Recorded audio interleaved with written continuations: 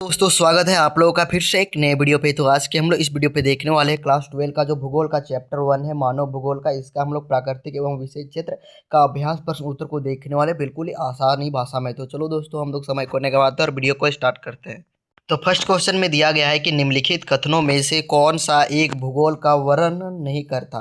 तो कौन नहीं करता है तो आप लोग क्या हो जाएगा, तो एक का जो राइट उत्तर हो जाएगा आप लोग का वो ऑप्शन नंबर घ नंबर हो जाएगा, यानी कि प्रौद्योगिकी के विकास के फलस्वरूप आधुनिक समय में प्रासंगिक नहीं। तो यही आप लोग का राइट उत्तर हो जाएगा। अब बढ़ते हैं हम लोग क्वेश्चन नंबर 2 की ओर। तो क्वेश्चन नंबर 2 में दिया गया है कि निम्नलिखित में से कौन सा एक भौगोलिक सूचना का स्रोत नहीं है। तो कौन नहीं है, तो यात्रियों का विवरण नहीं है, या प्राचीन मानचित्र नहीं है, या प्राचीन महाकाव्य नहीं है, या चंद्रमा से चट्टानी पदार्थों के नमूने। तो आप लोग का इसका जो राइट उत्तर होगा वो ऑप्शन नंबर ग नंबर हो जाएगा। ठीक है, यानी कि चंद्रमा से चट्टानी पदार्थों के नमूने आप लोग का राइट उत्तर हो जाएगा। अब बढ़ते हैं हम लोग क्वेश्चन नंबर 3 की ओर।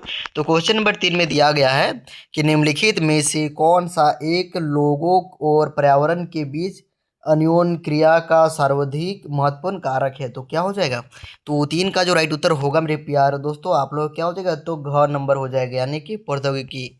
अब आगे क्वेश्चन की ओर बढ़ते हैं। तो इसमें पूछा गया है कि निम्नलिखित में से कौन सा एक मानव भूगोल का उपगम नहीं है, या उपगमन नहीं है तो उपागम नहीं है, दोनों एक ही होता है। ठीक है, तो 4 का जो राइट उत्तर होगा वो क्या हो जाएगा आप लोगों का, वो हो जाएगा क्षेत्र विभिन्नता हो जाएगा, या मात्रात्मक क्रांति हो जाएगा, या स्थानिक संगठन, या अन्वेषण और वर्णन। तो इसका जो राइट उत्तर होगा मेरे प्यारे दोस्तों 4 का ऑप्शन नंबर ख नंबर हो जाएगा, यानी कि मात्रात्मक क्रांति। ठीक है, अब बढ़ते हैं हम लोग क्वेश्चन नंबर 2 की ओर। तो इसमें दिया गया है क्वेश्चन नंबर 2 में कि निम्नलिखित प्रश्नों के उत्तर लगभग 30 शब्दों में देना है। ठीक है, तो 30 शब्दों में आप लोग को देना है। तो फर्स्ट क्वेश्चन में दिया गया है 2 नंबर का फर्स्ट क्वेश्चन में कि मानव भूगोल को परिभाषित कीजिए।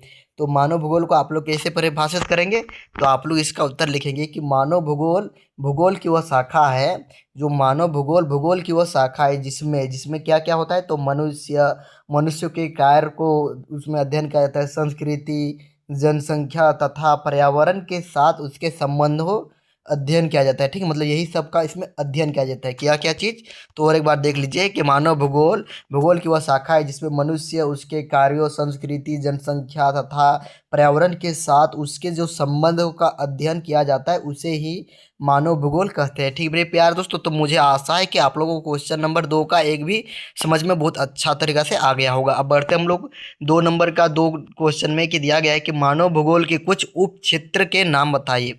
तो मानव भूगोल के कुछ उप क्षेत्र क्या क्या है, तो मानव भूगोल के निम्नलिखित उप क्षेत्र क्या क्या है निम्नलिखित में। तो आप लोग इसका उत्तर लिखेंगे जैसे जैसे में आप लोगों का हो जाएगा आर्थिक भूगोल, मानव भूगोल हो गया, आर्थिक भूगोल हो गया, सामाजिक एक भूगोल हो गया। ठीक, मानव भूगोल के कौन कौन अंतर्गत आता है, तो आता है आर्थिक भूगोल, सामाजिक भूगोल, सांस्कृतिक जो भूगोल भी आता है, और जो आप लोग का राजनीतिक भूगोल ये भी आता है, और जनसंख्या भूगोल तथा कृषि भूगोल आदि ये सब आता है मानव भूगोल के अंतर्गत। ठीक मेरे प्यारे दोस्तों, तो समझ में आ गया होगा कि और एक बार बता दूँ, तो और एक बार बता दे रहा हूँ कि इसके जो अंतर्गत आता है जैसे में आप लोग लिखेंगे आर्थिक भूगोल, सामाजिक भूगोल, सांस्कृतिक भूगोल, सांस्कृतिक भूगोल, राजनीतिक भूगोल, जनसंख्या भूगोल तथा कृषि भूगोल आदि। ठीक, तो मुझे आशा है मेरे प्यार दोस्तों क्वेश्चन नंबर 2 भी आप लोगों को बहुत ही अच्छी तरह से समझ में आ गया होगा। अब बढ़ते हैं हम लोग क्वेश्चन नंबर 3 की ओर। तो क्वेश्चन नंबर 3 में दिया गया है कि मानव भूगोल किस प्रकार अन्य सामाजिक विज्ञानों से संबंधित है, मतलब दूसरा जो अन्य सामाजिक विज्ञानों से संबंधित है। ठीक है, तो आप लोग इसका उत्तर कैसे लेंगे, किस किस से ये मिलता है। ठीक है, ये इसमें बताना होगा। तो आप लोग लिखेंगे कि मानव भूगोल का संबंध जो है वो इतिहास से भी है, अर्थशास्त्र यानी कि इकोनॉमिक्स से भी है, सोशोलॉजी से यानी कि समाजशास्त्र से भी है, और पॉलिटिकल साइंस यानी कि राजनीतिक विज्ञान से है, क्योंकि यह जो है वो मनुष्य, यह जो है मनुष्य के लिए है, और ये समाज के लिए है। संसाधनों और गतिविधियों का अध्ययन किया जाता है, मतलब यही सभी का इसमें अध्ययन किया जाता है।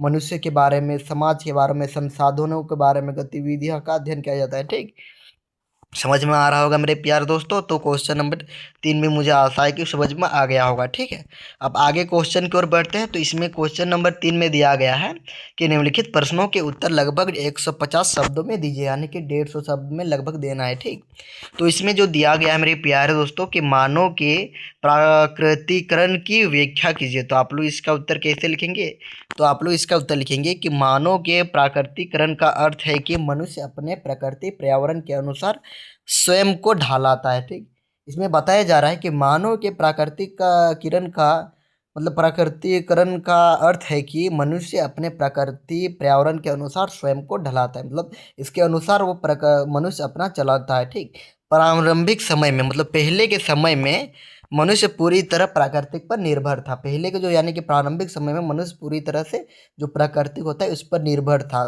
क्या क्या हो जाएगा निर्भर में, तो आप लोग का वह जलवायु हो जाएगा, वनस्पति हो जाएगा, जल और भूमि की परिस्थितियों के अनुसार अपना जीवन बिताते थे। ठीक, और जल रहते थे, जल और भूमि की परिस्थितियों के अनुसार अपना जीवन बिताते थे। धीरे धीरे मनुष्य ने अपनी बुद्धि और तकनीक के बल पर प्रकृति को समझा। धीरे धीरे मनुष्य के जो बुद्धि है और उसका जो तकनीकी के बल पर वो धीरे धीरे समझा, ठीक, तथा उसका उपयोग करना सीखा। उदाहरण के लिए अत्यधिक ठंडे क्षेत्रों में गर्म कपड़े पहनने लगे और विशेष प्रकार के घर बनाते हैं, और जो विशेष प्रकार के घर बनाने लगे। पुराने ज़माने के लोग मतलब पहले के लोग रेगिस्तानी क्षेत्रों में लोग पानी का संरक्षण करते करते हैं। इस प्रकार मनुष्य प्रकृति के अनुसार अपने जीवन में परिवर्तन किया है। ठीक, तो समझ में आ गया होगा। अब लास्ट क्वेश्चन में दिया गया है कि मानव भूगोल के विषय क्षेत्र पर एक टिप्पणी लिखना है। तो मानव भूगोल क्या है, तो इसके बारे में आप लोग को पूरा अच्छा से इसमें विस्तार से बताना होगा। तो आप लोग मानव भूगोल के अंतर में लिखेंगे कि मानव भूगोल का विषय क्षेत्र बहुत व्यापक है, मतलब बहुत ही बड़ा है मानव भूगोल का विषय क्षेत्र। इसमें मनुष्य और पर्यावरण के बीच संबंधों का अध्ययन कहता है, यानी कि मनुष्य जो है और वो पर्यावरण के बीच में क्या संबंध है उसका अध्ययन किया जाता है।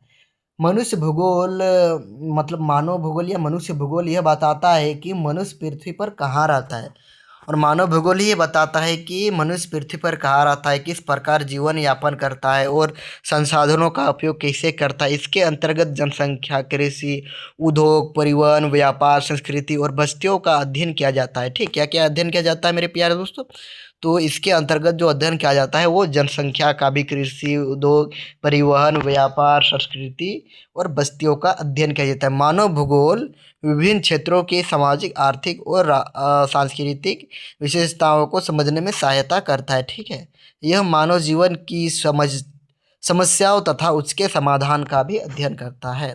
तो मेरे प्यारे दोस्तों, ये वीडियो आप लोग को अच्छा लगा तो लाइक करें, कमेंट करें, सब्सक्राइब करें। ठीक है, और यह मैंने आप लोगों को चैप्टर 1 बताया हो। ठीक है, तो आप लोगों का यदि सपोर्ट अच्छा रहेगा तो मैं आप लोगों को एक दो दिन में चैप्टर 2 भी आप लोगों को प्रोवाइड कर दूंगा। ठीक है, तो अच्छा लगा तो लाइक करें, कमेंट करें, सब्सक्राइब करें, हाइप करें। जय हिंद, वंदे मातरम।